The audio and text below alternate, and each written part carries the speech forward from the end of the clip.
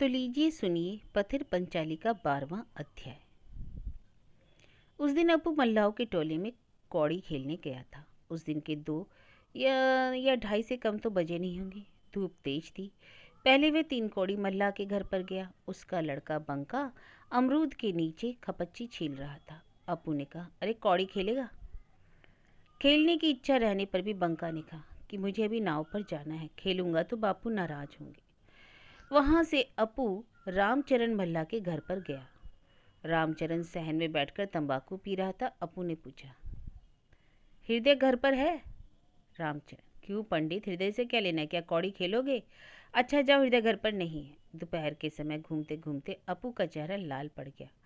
और भी कहीं जगह गया, कहीं भी उसका काम नहीं बना।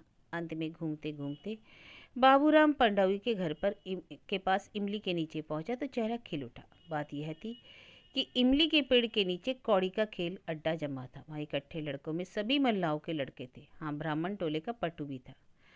अपू के साथ पट्टू का कोई मेल मिलाप नहीं था, क्योंकि पट्टू का घर जहाँ था वह अपू के घर से बहुत दूर था। पट्टू अपू से कुछ छोटा है। अपू को यह अच्छी तरह याद है कि वह पहले पहल जिस दिन प्रसन्न गुरुजी की पाठशाला में भर्ती होने गया था, उस दिन उसने इस लड़के को ही निश्चिंत होकर ताड़ का पत्ता मुंह में भरकर चबाते देखा था। अपू ने उसके पास जाकर कहा, कितनी कौड़ियाँ? पट्टू ने कौड़ी की थैली निकाल कर दिखाई। लाल सूत की बुनी हुई छोटी सी थैली थी। यह उसकी बड़ी प्रिय चीज़ थी। बोला, 17 लाया हूँ।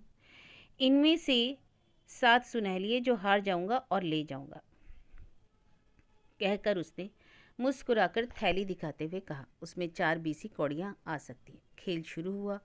पहले पटू हार रहा था और फिर जीतने लगा। अभी कुछ ही दिन हुए पटू ने यह बात जान ली थी कि कौड़ी के खेल में उसका निशाना कभी चूकता नहीं, इसलिए दिग्विजय की उच्चाकांक्षा लेकर इतनी दूर आया था।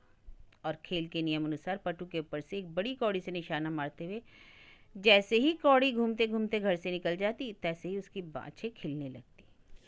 बाद में वह जीती हुई कौड़ियों को थैली के अंदर रखकर लोभ और खुशी के मारे बार बार थैली की ओर देखकर यह अनुमान लगाता था कि उसके भरने में अब कितनी देर है।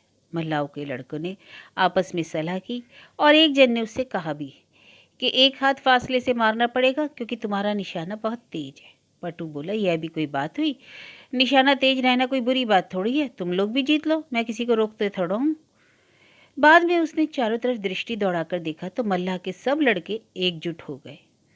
पट्टू ने मन ही मन सोचा कि मैंने कभी इतनी कौड़ियाँ नहीं जीती, आज खेल को यहीं ख़त्म करना चाहिए और खेले कि यह कौड़ियाँ घर नहीं जाने की। फिर कहीं एक हाथ दूर से मारना पड़ा तो बिल्कुल हार जाऊंगा, सोचकर वह एकाएक छोटी थैली को हाथ में उठाकर बोला, मैं एक हाथ दूर से निशाना लेकर नहीं खेलूंगा, मैं घर जाता हूँ। बाद में उसने मल्लाहों के लड़कों का रंग ढंग और आंखों की निष्ठुर दृष्टि देखी। अनजाने ही कौड़ी की थैली को कसकर पकड़ लिया। एक लड़का आगे बढ़ता हुआ बोला, पंडित, यह नहीं होने का, जीत कर भागोगे क्या? साथ ही साथ उसने एकाएक पट्टू के थैले वाले हाथ को पकड़ लिया। पट्टू ने हाथ छुड़ाने की चेष्टा की पर छूटा नहीं। दुखी होकर बोला, ये क्या बात है, हाथ क्यों पकड़ते हो, छोड़ दो। पीछे से किसी ने एक धक्का मारा, फिर दूसरे ने, और थैली वहीं गिर गई। वह समझ गया कि लोग इसे छीनना चाहते हैं। जमीन पर गिरकर भी उसने थैली को अपने पेट में दबाने की चेष्टा की, पर एक तो उम्र कम, दूसरी ताकत भी। वह मल्लाओं के लड़कों की तरह तगड़ा नहीं था। हाथ से कौड़ी की थैली बहुत पहले ही गिर पड़ी और कौड़ियाँ उसके हाथ से बिखर गईं। अपू पट्टू की यह गत बनते देखकर शुरू में खुश ना हुआ, ऐसी बात नहीं, क्योंकि वह भी बहुत कौड़ियाँ हार चुका था। पर पट्टू को गिरते देखकर और विशेषकर असहाय हालत में मार खाते देखकर उसका दिल धक हो गया। वह भीड़ में घुसते हुए बोला, यह छोटा बच्चा है, लड़का है, तुम इसे क्यों मारते हो, छोड़ दो। इसके बाद वह पट्टू को मिट्टी पर से उठाने लगा, पर पीछे से किसी ने एक घूंसा जमा दिया। कुछ देर तो उसे कुछ दिखाई नहीं पड़ा। इसके बाद धक्कम धक्का मचा कि वह भी मिट्टी पर गिर पड़ा। उस दिन अपू की बुरी गत बनी, क्योंकि उसके स्त्रियों जैसे हाथ और पैरों में कोई विशेष ताकत नहीं थी। पर उसी मौके पर नीरेन के इस रास्ते से आ जाने के कारण विपक्षी दल 9-2-11 हो गया। पट्टू को बहुत चोट आई थी। नीरेन ने उसे मिट्टी पर से उठाकर बदन की धूल झाड़ दी और थोड़ा संभलकर उसने चारों तरफ देखा तो बिखरी हुई कौड़ियों में से 2-4 ही बाकी थी। थैली का तो पता ही नहीं था। बाद में उसने ओपू के पास आकर कहा, ओपू भैया, तुमको ज़्यादा तो नहीं लगी? नीरेन ने दोनों को इस भरी दोपहर में मल्ला टोले में आकर कौड़ी खेलने के लिए डांट बताई। नीरेन ने मोहल्ले के लड़कों को लेकर वक्त काटने के लिए आनंद राय की चौपाल में पाठशाला खोली थी। उसने उन दोनों से कहा कि कल से तुम मेरी पाठशाला में आया करो। पट्टू चलते चलते यही सोच रहा था, मेरी वह कौड़ियों की थैली कितनी सुंदर थी। उस दिन कितनी मुसीबतों के बाद वह छिबाज से मिली थी और अब वह गई। जो मैं जीतने के बाद ना खेलूं तो उनका बाबा का क्या, मेरी खुशी है खेलूं या ना खेलूं। घर में प्रवेश करते ही ओपू ने दुर्गा से कहा, दीदी, शिवली पेड़ के नीचे तने के पास मैंने एक टेढ़ी खपच्ची रखी थी, क्या तुमने ही उसके 2 टुकड़े कर दिए? दुर्गा ने ही उसे तोड़ा था। बोली, बड़ी भारी खपच्ची थी, इस पागलपन की भी कोई हद है? बांस की झाड़ी में खोजने पर ऐसी जाने कितनी खपच्चियां मिल जाएंगी, क्या खपच्चियों का कोई अकाल थोड़े ही है? अपू ने लज्जित होकर कहा, अकाल नहीं तो क्या है? तू वैसी एक खपच्ची ला तो दे, मैं खोज खोज कर ले आऊँगा और तू उन्हें तोड़ देगी, ये अच्छा तमाशा है। उसकी आंखों में आंसू भर आए। दुर्गा बोली, तू जितनी मांगे उतनी ला दूंगी, रोता क्यों है? टेढ़ी खपच्ची अपू के जीवन की एक अद्भुत वस्तु है। सूखी, हल्की, एक तरफ से पतली और दूसरी तरफ से मोटी। टेढ़ी खपच्ची हाथ में लेकर अपू का मन पुलकित हो जाता है। मन में ना जाने कितनी कल्पनाएं हिलोरे लेने लगती हैं। इस प्रकार की एक टेढ़ी खपच्ची हाथ में लेकर वह किसी किसी दिन सारा सवेरा या शाम अपने आप बांस की झाड़ी की पगडंडियों में या नदी किनारे टहलता रहता है। कभी वह राजकुमार है तो कभी तंबाकू बेचने वाला। मन ही मन धीरे धीरे काल्पनिक घटना के अनुरूप बातें करता है, जिन्हें वह अपने जीवन में घटित देखना चाहता है। अपू इस बात की भरसक कोशिश करता है कि कोई यह न ताड़ पाए कि वह टेढ़ी खपच्ची हाथ में लेकर इस तरह कल्पना राज्य में विचरण करता रहता है। ऐसी हालत में उसे देखकर लोग उसे पागल समझेंगे और कुछ नहीं। वह चाहता है कि ऐसी हालत में कोई उसे ना देखे। इसके लिए वह भरसक प्रयत्न करता है। जो एकाएक कोई आ भी पड़ता है तो वह शर्म से जीभ काटकर हाथ वाली खपच्ची को डाल देता है ताकि कोई कुछ गलत ना समझे। हाँ, उसकी दीदी को यह रहस्य मालूम है। दीदी ने उसे ऐसी हालत में 2-4 बार देख लिया था, इसलिए उससे क्या छिपाना। इसलिए उसने टेढ़ी खपच्ची की बात दीदी से साफ पूछ ली। कोई दूसरा होता तो शर्म के मारे अपू इस बात का उल्लेख भी नहीं करता। उसने दीदी से अनुरोध भी किया, दीदी यह बात माँ से ना कहना। दुर्गा ने नहीं कहा था, वह जानती है कि अपू पगला है, उस पर बड़ी ममता लगती है। छोटा सा उसका बुद्धू भैया है, माँ को भला यह बातें क्यों बताना। मधु संक्रांति के पहले दिन सर्वजया ने लड़के से कहा, कल के लिए मास्टर साहब को न्योता दियाना, कहना कि दोपहर का भोजन यहीं करें। मोटे चावलों का भात, पपीता का रसा, कच्चे गूलर की सुक्तियों, केले के गूदे का घोंटो, झींगा मछली का झोल, केले के बड़े और खीर। दुर्गा की माँ ने उसे परोसने के काम में लगाया, पर वह बहुत अनाड़ी है। ऐसे डर डर कर संभल कर उसने दाल की कटोरी निमंत्रित के सामने रखी, मानो उसे भय था कि अब कोई अभी उसे डांट देगा। नीरेन इतना मोटा चावल खाने का आदी नहीं था। वह यह नहीं जानता था कि इतने कम तेल और घी से पकी हुई तरकारी लोग कैसे खाते हैं। खीर फीकी थी, पानी मिले दूध से बनी थी। एक बार चक्कर ही खीर खाने का उत्साह जाता रहा, पर अपू बहुत खुश था और जोश के साथ न्योता खा रहा था। उनके घर में शायद ही कभी इतना अच्छा खाना बना हो। आज तो एक स्मरणीय उत्सव सा है। बोला, मास्टर साहब जरा खीर तो लीजिए। वह स्वयं बार बार दीदी से कुछ न कुछ मांगता जा रहा था। घर लौटने पर गोकुल की बहू ने हंसकर पूछा, देवर जी तुम्हें दुर्गा पसंद है? देखने सुनने में तो अच्छी है। हाय, वह बहुत ही गरीब की लड़की है। बाप के पास दहेज के लिए पैसे नहीं, पता नहीं किसके हाथ पड़ेगी। सारी जिंदगी भोगना बदा है। तुम मुझसे शादी क्यों नहीं कर लेते देवर जी? गोत्र आदि भी ठीक है, लड़की भी अच्छी खासी है, भाई बहन दोनों गुड्डा गुड़िया से सुंदर हैं। पैमाइश के तंबू से लौटकर नीरेन उस दिन गांव के पीछे वाले आम के बाग के रास्ते से जा रहा था। जंगल के अंदर की पगडंडी से आते हुए उसने देखा बाग के अंदर से एक लड़की सामने से आ रही थी। उसने पहचान लिया, ये ओपू की बहन दुर्गा है। पूछा, क्यों जी, यह बाग तुम लोगों का है? दुर्गा पीछे देखकर शर्मा गई, कुछ बोली नहीं। बाद में वह रास्ते के किनारे खड़े होकर नीरेन के लिए रास्ता छोड़ने लगी। नीरेन बोला, नहीं नहीं, तुम आगे चलो, तुमसे भेंट हो गई, अच्छा हुआ। मैं उस तरफ एक पोखर के किनारे चला गया था, तब से रास्ता ढूंढ रहा हूँ। तुम्हारे यहाँ जंगल बहुत है ना? दुर्गा चलने लगी। फिर अकस्मात उसने रुककर जो नीरेन की तरफ देखा तो उसके कपड़े में कुछ बंधा हुआ था, जो फल रास्ते में गिर पड़े। नीरेन बोला, देखो जी, कुछ गिर गया है, काहे का फल है? दुर्गा झुककर उन्हें बटोरते हुए संकोच के साथ बोली, कुछ नहीं, ये मटिया आलू है। मटिया आलू? खाने में अच्छा है? कैसा फल है? यह प्रश्न दुर्गा को अजीब मालूम हुआ। एक 5 साल का लड़का जिस बात को जानता है, चश्मा लगाए हुए इस समझदार आदमी को उसका पता नहीं। उसने कहा, यह फल खाने के लिए नहीं होता, ये तो कड़वे हैं। तो फिर तुमने? दुर्गा ने झेपते हुए कहा, मैं इन्हें ऐसे ही खेलने के लिए ले जा रही हूँ। यह उसे याद था कि उस दिन चाची जी ने मजाक में इसी चश्मे वाले लड़के के साथ उसकी शादी की बात कही थी। तब से बड़ा कौतूहल था कि वह लड़के को अच्छी तरह देखे, और मधु संक्रांति के व्रत के दिन भी ऐसा करते नहीं बना, और आज भी वह उसे आंख भरकर नहीं देख सकी। अप्पू से कहना कि कल सवेरे किताब लेकर आए, कह दोगी ना? दुर्गा ने चलते हुए सम्मति सूचक ढंग से सिर हिलाया। थोड़ी दूर जाकर बगल का एक रास्ता दिखाते हुए वह बोली, यह रहा आपका रास्ता, सीधा पड़ेगा। नरेन बोला, अच्छा अच्छा, मैं पहचान कर चला जाऊंगा, पर तुम्हें जरा घर तक पहुंचा दूं? तुम अकेली जा सकोगी ना? दुर्गा ने उंगली दिखाते हुए कहा, वह रहा हम लोगों का घर। वह क्या है सामने, मैं इतना रास्ता खुद चली जाऊंगी। आप और? इसके पहले नीरेन ने दुर्गा को कभी अच्छी तरह नहीं देखा था। इतनी सुंदर भावुक आंखें उसने इससे पहले इसके भाई अप्पू की ही देखी थी। मानो देहाती इलाके के एकाकीपन में पनपने वाली आम और मौलश्री की पंक्तियों की प्रगाढ़ श्याम स्निग्धता इन बड़ी बड़ी आंखों में अर्धसुप्त है। अभी जैसे सवेरा नहीं हुआ और उनमें रात के अंतिम पहर का अलस अंधकार अभी लिपटा हुआ है, फिर भी वे उस प्रभात का स्मरण दिलाती हैं जब कितनी ही सुप्त आंखें एकाएक कली की तरह चटक जाती हैं, कितनी ही कुमारियां पनघट की और चल पड़ती हैं। दुर्गा कुछ देर ठहरकर कुछ हिचकिचाने लगी। नीरेन को ऐसा प्रतीत हुआ कि वह कुछ कहना चाहती है, पर उसे याद नहीं आ रहा। उसने कहा, नहीं जी, मैं तुम्हें और थोड़ा आगे छोड़ाऊँ, चलो तुम्हारे घर के सामने से चलो। दुर्गा हिचकिचाने लगी, बाद में जरा मुस्कुराई। नीरेन को लगा कि अब वह कुछ बोलने ही वाली है, पर अगले ही क्षण दुर्गा ने सिर हिलाकर यह बता दिया कि मुझे तुम्हारे साथ की जरूरत नहीं। वह घर का रास्ता पकड़कर चली गई। दोपहर का समय था। छत पर सूखने वाले कपड़ों को बटोरने के लिए जब गोकुल की बहू ऊपर गई तो उसने नरेन के कमरे के दरवाजे पर झांक कर देखा। उस समय नरेन बिस्तर पर करवटें बदलने के बाद गर्मी के कारण नींद की आशा त्याग कर फर्श पर चटाई बिछाकर घर को चिट्ठी लिख रहा था। गोकुल की बहू ने हंसकर कहा, तुम सोए नहीं देवर जी?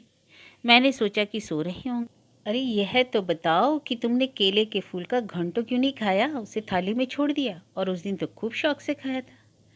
आइए आइए भाभी जी, केले के फूल का घंटो क्या खाऊं? सब पूरब के ढंग पर बना है। खाने में इतनी सारी मिर्च कि खाते समय सुझाई थोड़े ही देता है कि कौन सा घंटो और कौन सा कुछ और। गोकुल की बहू दरवाजे की चौखट से सटकर अपने अभ्यस्त ढंग से चेहरे के नीचे वाले हिस्से को आंचल से ढककर खड़ी हुई। चलो देवर जी, शहरी चाले तो ना दिखाओ। क्या तुम्हारे यहाँ इतनी मिर्च नहीं खाता कोई? माफ़ कीजिए भाभी जी, अगर इसको इतनी भी कहते हैं तो आप लोग ज़्यादा मिर्च किसे कहते हैं? उसे मैं बिना देखे यहाँ से नहीं टलूंगा, चाहे जो कुछ हो जाए। जहाँ सत्यानाश वहाँ साढ़े सत्यानाश ही सही। एक दिन हया शर्म को एक तरफ रखकर जितनी चाहे मिर्च खिला दीजिए। अरे मैं कहाँ जाऊँ, मैं तो जैसे शर्म के मारे सिल लोड़ा बेच कर बैठ गई हूँ ना देवर जी। सुनो देवर जी की बातें, कहते हैं कि जहाँ सत्यानाश वहाँ साढ़े सत्यानाश। हंसी के मारे गोकुल की बहू की आंखों में पानी आ गया। कुछ संभल कर बोली, अच्छा देवर जी, तुम्हारे यहाँ गर्मी कैसी पड़ती है? तुम्हारे यहाँ से क्या मतलब? कलकत्ता में या पछाह में? पछाह की गर्मी कैसी होती है यह यहाँ बंगाल में बैठकर मालूम नहीं हो सकती। बैसाख की रातों में वहाँ कोई कमरे में थोड़े ही सो सकता है। छत में पानी डालकर उसे कुछ देर रोककर उसे ठंडा करते हैं, फिर सोने लायक बनती है। अच्छा, तुम जहाँ रहते हो वह यहाँ से कितनी दूर है? यहाँ से रेल में 2 दिन लगते हैं। आज सवेरे माझेरपाड़ा स्टेशन से रेल में बैठे तो कल आधी रात को पहुँच सकते हैं। अच्छा देवर जी, मैंने सुना है कि गया काशी की तरफ पहाड़ काट कर रेल गई है, क्या सच है? हाँ सच है, बहुत बड़े बड़े पहाड़ हैं। ऊपर तो जंगल है और अंदर से रेल जाती है। भीतर अंधेरा घुप रहता है, कुछ सूझता ही नहीं। जब इस तरह गाड़ी जाती है कि उसके अंदर बत्ती जला दी जाती है। गोकुल की बहू ने उत्सुकता के साथ कहा, अच्छा यह तो कहो, पहाड़ टूट नहीं पड़ते? टूटेंगे कैसे भाभी जी, बड़े बड़े इंजीनियरों ने सुरंगें बनाई हैं। जाने कितने रुपए खर्च हुए? टूट पड़ना कोई दिल लगी है? या कोई आपके राय टोले के पनघट की सीढ़ियाँ थोड़ी हैं कि दोनों जुन टूट रही हैं। गोकुल की बहू को यह नहीं पता लगा कि इंजीनियर किस चिड़िया का नाम है। बोली, अच्छा यह तो बताओ, पहाड़ मिट्टी का होता है या पत्थर का? मिट्टी भी है पत्थर भी है भाभी जी, बस आप तो वज्र देहाती हैं। अच्छा यह तो बताइए कि आप रेल में कहाँ तक सफ़र कर चुकी हैं? गोकुल की बहू ने फिर कौतुक भरी हंसी हंस दी। आंखें लगभग बंद करके जरा ऊपर की ओर देखकर बचकाना ढंग से बोली, बहुत दूर गई हूँ, काशी, गया, मक्का, सब मजा आई हूँ। उस साल फुफिया सास और सत्तू की माँ के साथ अड़ंग घाटा की युगल किशोर मूर्ति के दर्शन करने गई थी। बस जिंदगी भर इतना ही रेल चढ़ी हूँ। यह स्त्री थोड़ी देर में ही मामूली सूत्रों से अपने चारों ओर हंसी और कौतुक का ऐसा ताना बाना तैयार कर सकती है जो नरेन को बहुत पसंद है। जिन लोगों के मन में आनंद का अक्षय भंडार रहता है, जिनके अंतर्निहित आनंद का उत्स सकारण और अकारण मन के प्याले से उमड़ कर दूसरे को भी संक्रमित कर सकता है, यह देहाती स्त्री भी उन्हीं में से एक थी। आजकल निरेन मन ही मन भाभी की बाट जोता रहता है, ना आने पर निराश होता है, यहाँ तक कि मन ही मन कुछ गुप्त अभिमान भी होता है। भाभी जी, आप लोग सब एक बार पचा की यात्रा करें ना, हम सबको सैर करा लाएं। इस घर के लोग भला पछा जाने लगे। तुम भी जाने देवर जी, कैसी बातें करते हो। ऐसा हो तो फिर उत्तर वाले खेत में बैगन की पहरेदारी कौन करे।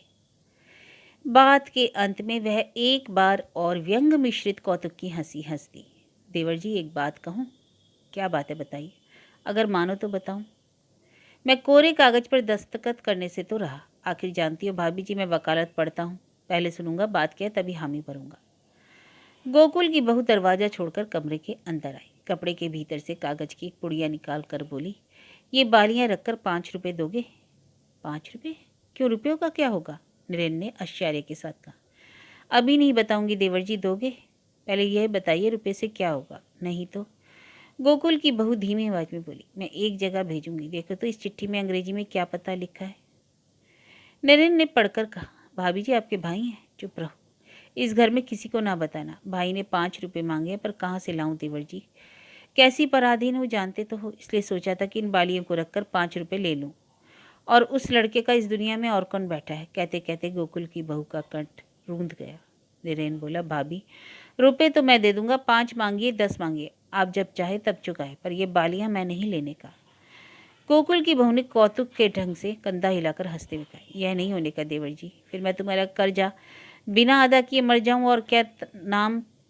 यह नहीं होने का, तुम्हें लेनी ही पड़ेगी। अच्छा, अब मैं जाती हूँ, नीचे बहुत काम पड़ा है। वह जल्दी से बाहर चली गई, पर सीढ़ी तक जाकर लौटकर फिर धीमी आवाज में बोली, पर देवर जी किसी से रुपए की बात ना कहना, किसी को नहीं। दुर्गा ने कथरी के नीचे से बहुत खुशी से पुकारा, ओपू सुनता है। ओपू जाग रहा था पर बोला नहीं। दीदी जंगला बंद कर दोगी, बड़ी ठंडी हवा आ रही है। दुर्गा ने उठकर जंगला बंद करते हुए कहा, रानी की दीदी की शादी कब है तुझे मालूम है? अब ज़्यादा देर नहीं, बड़ी धूमधाम होगी। अंग्रेजी बाजा बजेगा। तू अंग्रेजी बाजा सुना है ना, कैसा होता है? हाँ, सब सिर पर टोप लगाकर बजाते हैं। बड़ी बड़ी बांसुरियाँ होती हैं, बड़े बड़े ढोल होते हैं। एक तरह की बांसुरी होती है जो बहुत बड़ी तो नहीं, काली काली होती है, उसे फ्लूट कहते हैं। इतना बढ़िया बजती है। दुर्गा कुछ और सोच रही थी। कल शाम को वह उस मोहल्ले की चाची जी के पास घूमने गई थी। इधर उधर की बातों के बाद चाची जी ने पूछा, दुर्गा देवर जी तुझे कहाँ मिले थे? क्यों चाची जी, क्या बात है? बाद में उसने उस दिन की बात बताई। फिर कौतुक भरी आवाज में बोली, रास्ता भूलकर बस गढ़पोखर के जंगल में भटक गया था। चाची जी ने हंसकर कहा, मैं कल देवर जी को तेरी बात ही कह रही थी। मैंने कहा, गरीब घर की लड़की है, कुछ देने दिवाने की औकात नहीं, पर लड़की बहुत अच्छी है। मालूम होता है इस युग की है ही नहीं, उसे ग्रहण ना कर लो। अब इस पर देवर जी तेरी बात पूछने लगे। बोले, पनघट के पास कहीं भेंट हुई थी, रास्ता भूलकर कहीं जा पड़े थे। तब से मैं 3 दिन से सोच रही हूँ कि तू ससुर जी के द्वारा तेरे पिताजी से कहलवाऊँ। ऐसा लगा जैसे देवर जी को तू पसंद आ गई। दुर्गा ने बछड़े को निकालकर धूप में बांध तो दिया, पर जैसे और दिन वह घर का काम काज फिर भी थोड़ा बहुत करती थी, आज कुछ भी करने की इच्छा नहीं हो रही थी। किसी किसी दिन मन इसी ढंग से उचट जाता है। उस दिन वह घर के संकीर्ण दायरे में रह नहीं पाती। कोई जैसे उसे रास्तों में और मोहल्ले में उस मोहल्ले घुमाता फिरता है। आज जैसे हवा कुछ सौंधी सौंधी लग रही थी। सवेरा ना तो गर्म लग रहा था ना ठंडा। नींबू के फूलों की मीठी गंध हवा में तैर रही थी। घर से निकलकर वह रानी के घर पहुंची। भुवन मुखर्जी के अच्छे खाते पीते धनी गृहस्थ हैं। यही उनकी पहली कन्या की शादी है, इसलिए शादी बहुत धूम धड़ाके से होने वाली थी। आतिशबाजी वाला आकर दाम पटा रहा था। सीतानाथ इस इलाके का विख्यात बाजे वाला, उसे बायना दिया गया। शादी के उपलक्ष्य में बहुत सी जगहों से रिश्तेदार आने लगे। उनके लड़के बच्चों के मारे मकान का आंगन चमक रहा था। दुर्गा को बहुत खुशी हुई। थोड़े दिनों के बाद इस घर में ना जाने कितनी बार आतिशबाजियां छूटेंगी। उसने कभी कोई आतिशबाजी नहीं देखी थी। हाँ, एक बार गांगुली बाड़ी में झूले के उपलक्ष्य में कोई आतिशबाजी देखी थी। वह सर से आसमान की तरफ निकलकर बादलों से टकराकर फिर वहां से नीचे की ओर आई थी। देखने में इतनी सुंदर थी कि क्या बताया जाए। अपू इसे पतंगा कहता है। दोपहर के बाद माँ सहन में खाट बिछाकर जरा सो गई तो वह चुपके से फिर घर से निकल गई। फाल्गुन का बीचों बीच था। धूप की तेजी बढ़ चुकी थी। इकरस गर्म हवा के कारण रानी के बाग के बड़े नीम के पीले पत्ते चक्कर काटते हुए गिर रहे थे। चारों तरफ सन्नाटा था। घर के नेड़ा के घर की तरफ कोई जैसे टीन पीट रहा था। दुर्गा अपने अनजान में जल्दी से आंचल के अंदर मुट्ठी बांध सतर्क होकर देखने लगी, पर यह कोई काचा पोका नहीं था जिसे टिकुली बनती। यह एक सुदर्शन कीड़ा था। उसकी मुट्ठी अपने आप ढीली हो गई। वह फिर भी आग्रह के साथ दबे पांव उस कीड़े की ओर जाने लगी। वह सामने वाली पगडंडी पर बैठा है। उसके पंखों पर सफ़ेद और लाल चंदन की छींटों की तरह दाग है। सुदर्शन कीड़ा नाम से कीड़ा होने पर भी वह असल में एक देवता है। उसके दर्शन होना सगुन है, ऐसा उसने माँ और बहुतों से सुना है। वह बहुत आहिस्ते आहिस्ते से मिट्टी पर बैठ गई। फिर एक बार अपना हाथ माथे पर घुमाकर फिर कीड़े की तरफ ले जाकर जल्दी जल्दी कहने लगी, सुदर्शन मंगल करना जी, सुदर्शन मंगल करना। ऐसा उसने दूसरों से सुना था। इसके बाद उसने इस महामंत्र से में अपनी कुछ बातें भी जोड़ दी। अपू को ठीक रखना, माँ को ठीक रखना, पिता को ठीक रखना, उस मोहल्ले की चाची जी को ठीक रखना। फिर कुछ हिचकिचाते हुए बोली, नीरेन बाबू को ठीक रखना, सुदर्शन मेरी शादी वहीं हो, रानी की दीदी की तरह गाजे बाजे हों। भक्त के अर्ध्य की अतिशयता के कारण वह कीड़ा धूल पर कुछ विपत्तिग्रस्त होकर चक्राकार घूमने लगा। दुर्गा साध मिटाकर प्रार्थना समाप्त करते हुए श्रद्धा के साथ एक तरफ को चली गई। मोहल्ले के अंदर रास्तों में चलते हुए सिर पर फाल्गुन के आरंभ का नीला रंग रहता है। यहाँ तक कि कभी कभी पेड़ों की सांसों से मोर के गले के रंग का आकाश दिखाई देता है।